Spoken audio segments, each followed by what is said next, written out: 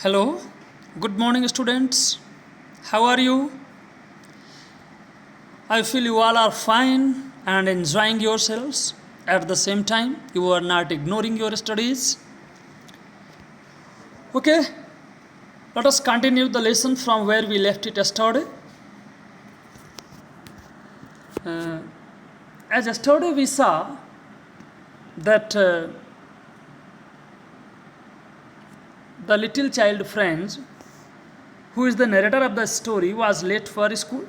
He was afraid of young Hamel. He wanted to enjoy his day outdoors, but he couldn't. Finally, he suppressed his desire to stay outdoors and reached school. After reaching school, what happened? He noticed several changes there. You all know what changes were these? I feel you all remember. The changes were but there was extreme silence that day. It appeared to him as if it were Sunday morning. Other days, what was happening? There was great noise, the hustle and bustle. What was the noise of? It was the noise of opening and closing of desks, the noise of children repeating their lessons together, and it was that of the teacher's ruler being knocked on the table. Okay. Then he noticed some changes inside the class. Young Hamel, he was in his special dress. He was wearing the dress that he used to wear on prize distribution days, inspection days. Okay. What was it? It was a special dress, green coat. He was wearing a green coat, frilled shirt, embroidered silk cap. Second thing, he noticed that elders from village were sitting on the back benches. The back benches that generally remained empty.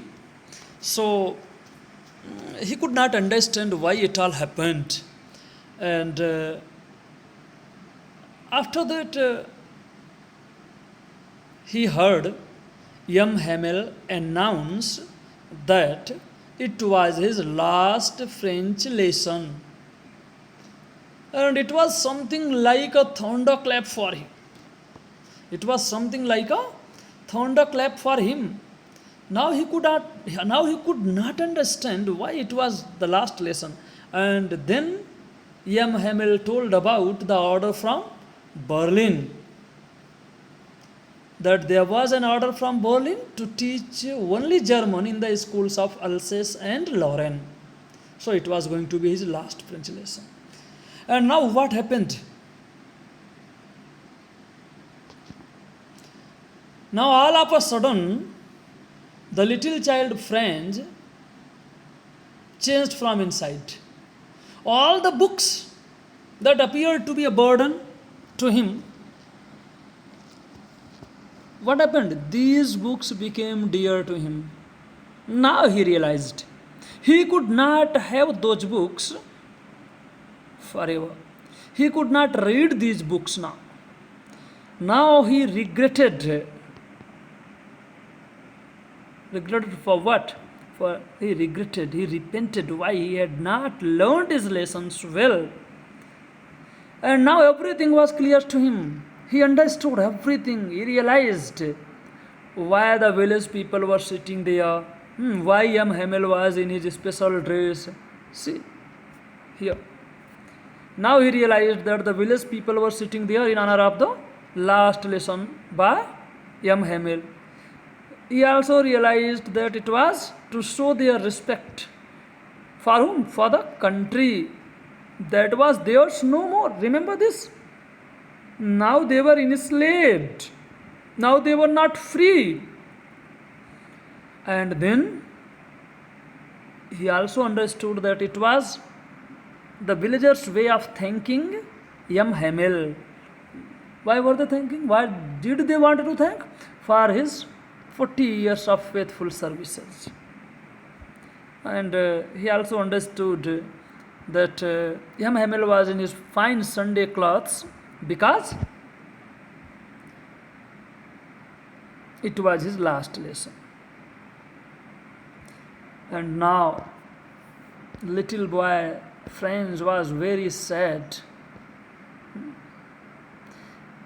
He understood that old men of the village were sorry. Sorry for what?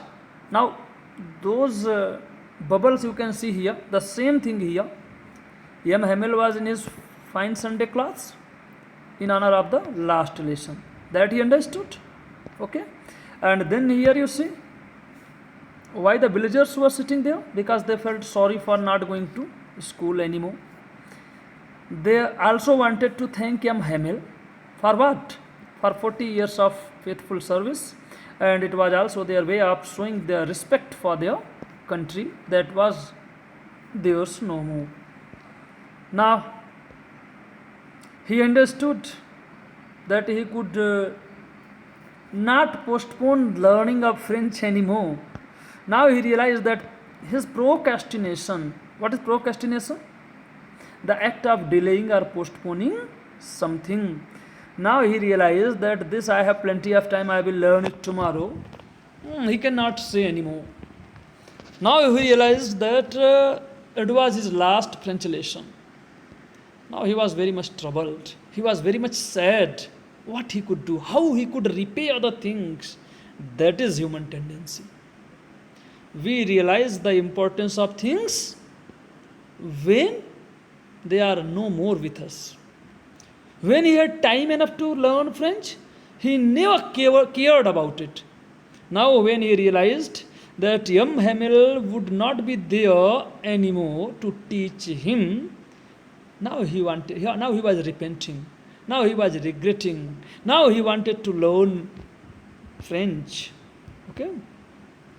And then M. Hamel asked a question about participles. And whom did he ask? He asked the question to little Franz. And as usual, Franz was unable to answer. And he thought M. Hamel would become angry, but it was his last lesson. He did not become angry. But he was sad. And what did he do? He blamed whom? See his statement. What did he say? We have all a great deal. This word we, you see. We have all a great deal to reproach ourselves. To criticize ourselves. To reproach, to criticize. And who are we, you can say? Whom did he blame? What did he reproach for? Whom did he blame? For what? For not learning French. He blamed the people of Alsace and Lorraine. He blamed the parents, and he did not leave himself. He blamed himself also. That shows his honesty. That is a characteristic of M. Hamel. He was honest. Otherwise, he wouldn't have blamed himself. He blamed himself too. And see, he blamed people of Alsace and Lorraine for procrastination. They always thought they had plenty of time, they would do it the next day. So he blamed them for postponing the things on tomorrow. Secondly, he blamed the parents because for two reasons you can say. Because of two reasons. First, they were not anxious enough about to have their children educated. And secondly, they preferred money. They preferred to send their children to work. You understood? They preferred money to education. Why did they send their children to work? That way they would get some money, some extra money. And he did not leave himself. He blamed himself too. Why? Again for two reasons. First is, he sent the students to water the flowers. And secondly,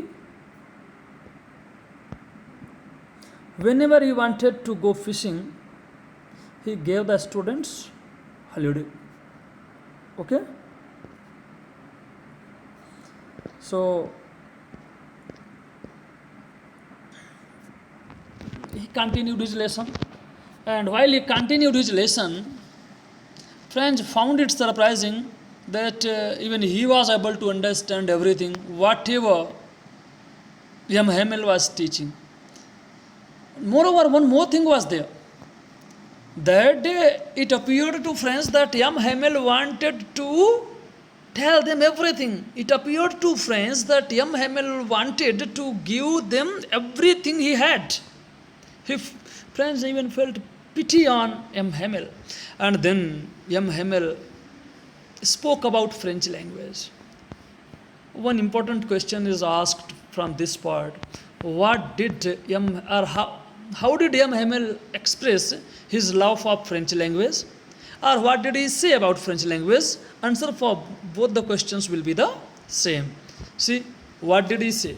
First thing, most beautiful language. Second thing, the clearest one. Third thing, the most logical one. Three things he said about French language. What did he say?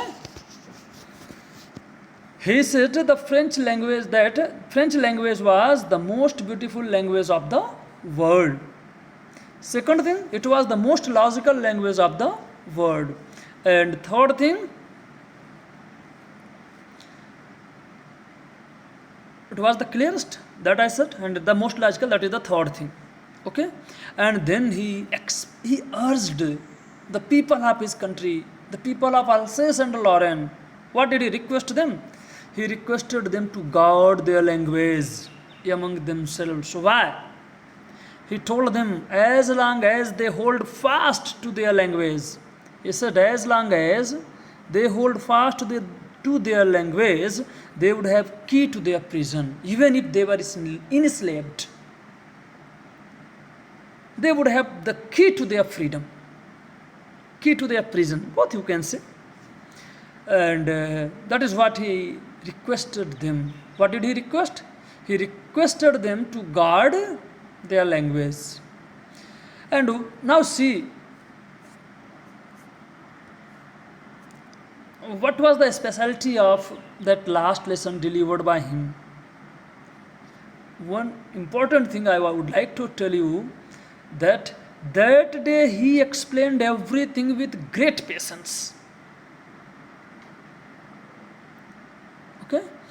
And second thing, he wanted to give his students, whosoever was sitting in the class, all that he knew in one stroke. Either it was grammar, writing, history, everything he wanted to tell them. Okay? Now see, what did he say? He said, he requested them never to forget the language. What did he say? Never forget the language. Why? Because when a people are enslaved, when the people of a country are enslaved, as long as they hold fast to their language, it is as if they had the key to their prison. That is what he requested. See here, something very important here. One's motherland and mother language are the cornerstone of one's identity. Very important. One's motherland and mother tongue are one's identity. We Indians also fought for our freedom by holding on to our languages. I feel you all remember how revolutionary the words Vande Mataram were. People get together, discuss, plan and execute their plans through their mother language. Hence, as M. Hamel says, mother tongue is the key to their prison. Okay. During oppression, people unite against the oppressors with their language. One's language is one of the strongest bonds with one's country, culture and people. Okay, that is what you can get here. And in this chapter, the last lesson by Alphonse Daudet, we find linguistic chauvinism displayed by the Germans as they imposed German language on the French territories of Alsace and Lorraine. They imposed their language. They imposed their German language on French territories of Alsace and Lorraine. And on the other hand, what about the French? They were worried and sad about losing their mother tongue. Okay, so that is what you can say linguistic chauvinism or chauvinism.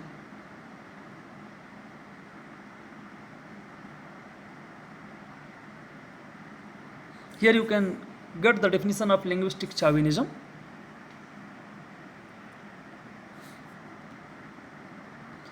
Okay. Here you can see some questions are there. It seemed that M. Hamel wanted to give them all he knew before going away.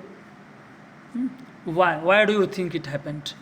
Second thing, he appeared to want to put it all into their heads at one stroke. Then French was amazed to see how well he understood grammar that day. That day he understood. Why? Why it happened? He had never listened carefully earlier. That is what. And M. Hamel had never explained everything with that much of patience.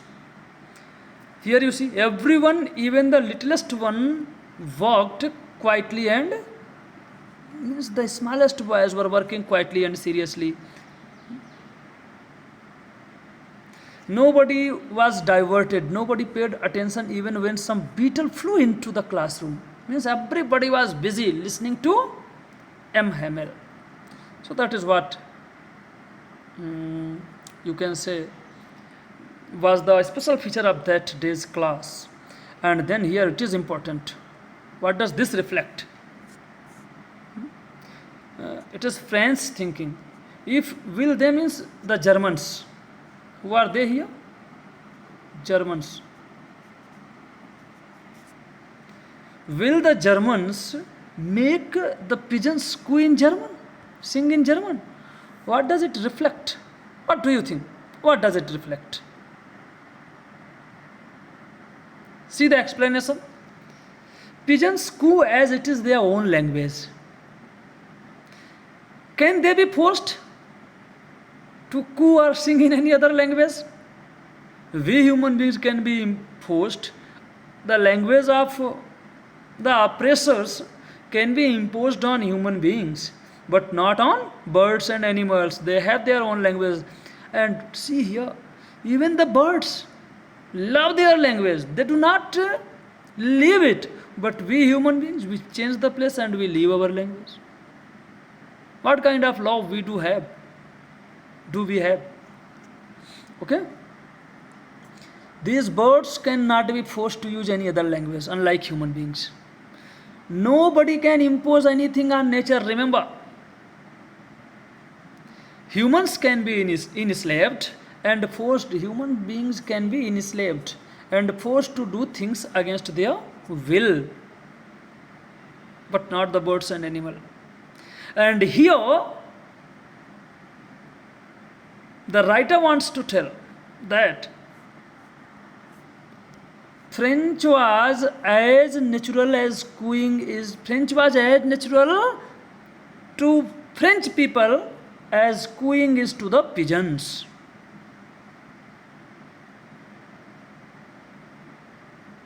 And here the young boy French wanted to say that it was unfair. It was unfair and unkind to force the enslaved people to forget their own language. Okay? And next, M. Hamel was very much sad. His heart was broken. After 40 years of service, faithful service, you can say, he had to leave that place in a way that he didn't want. At the end of the lesson, he wanted to speak something. He tried to speak out, but something choked him. Something choked him. And because he could not speak, so what he did, he turned to blackboard. He turned to blackboard and wrote, "Vive la France, long live France." What did he write? "Vive la France." That was the end of the lesson. And it also shows that he was very, very emotional, very, very sentimental. He could not speak anything. He could not express his feelings anymore. He was very sad. And then this boy Franz found that I never saw him look so tall. What does it mean, so tall? It is an idiomatic expression. It is to behave in a brave, proud, or unyielding manner without retreating from confrontation, danger, or adversity. Means he found him what? Very brave. And then that was the end of the lesson. How did he bid farewell to class? At the end of the lesson, he could not speak anything. He wanted to say something, but something choked him. So what did he do? He turned to blackboard and without speaking anything, he wrote, Vive la France, long live France. And that is the end of the lesson. I hope you all have understood the lesson well. The next day, I will discuss the important questions and how to write their answers from this lesson. I request you all to go through the lesson once. If you find anything difficult, we may discuss those things. And I would like to have your feedback. It is my first video ever. I have never used this platform earlier to deliver my lessons to my students. And I hope with the passage of time, I will be getting better. Thank you and have a nice day.